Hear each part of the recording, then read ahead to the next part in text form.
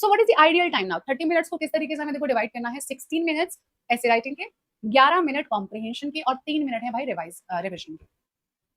यहाँ समझो ऐसे राइटिंग को 16 मिनट्स में कैसे हमें फिट बिठाना है, ठीक है। देखो सबसे पहले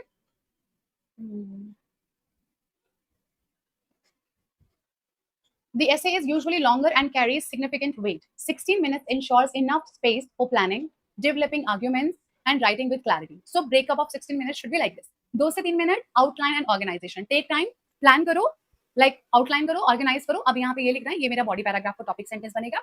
मैं introduce ऐसे करने वाला हूँ और मैं conclusion को इस तरीके से लिखूंगी. Like this we are organizing. 2 से 3 supporting points जो मुझे paragraph में लिखने हैं, मैं उनको पहले ही रफ में note कर लूंगी.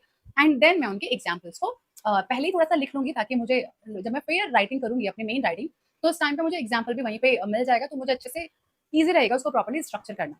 मैं जो पॉइंट्स हैं वो पहले ही अपने माइंड में उनको बना लूंगी कि मुझे लास्ट में ऐसा कुछ यहाँ पे लिखना है। तो ये जो 2 से 3 मिनट का जो प्रेपरेशन टाइम है ना, ये आपके बाद के काम को बहुत ज्यादा सुपर ईजी कर देगा।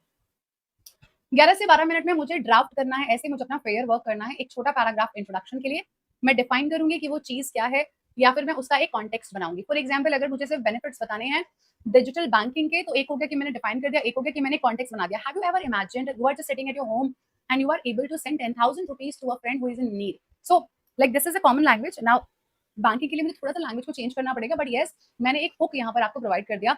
Now I will give a background information और मेरा एक थीसिस स्टेटमेंट। अब मेरा इंट्रोडक्शन बिल्कुल तैयार है।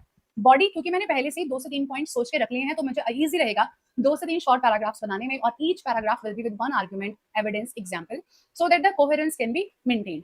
कंक्लूजन में मुझे सिर्फ और सिर्फ समराइज करना है, मुझे कोई भी न्यू आइडिया ऐड नहीं करना है, तो मैं इजीली अपने ऊपर के पूरे मैटर को रैप अप कर दूंगी आसानी से।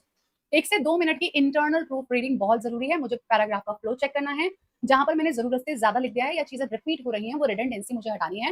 And I need to polish my transition that if one paragraph, like if I am switching the paragraphs, तो क्या वहां पे ट्रांजिशन है या फिर नहीं है।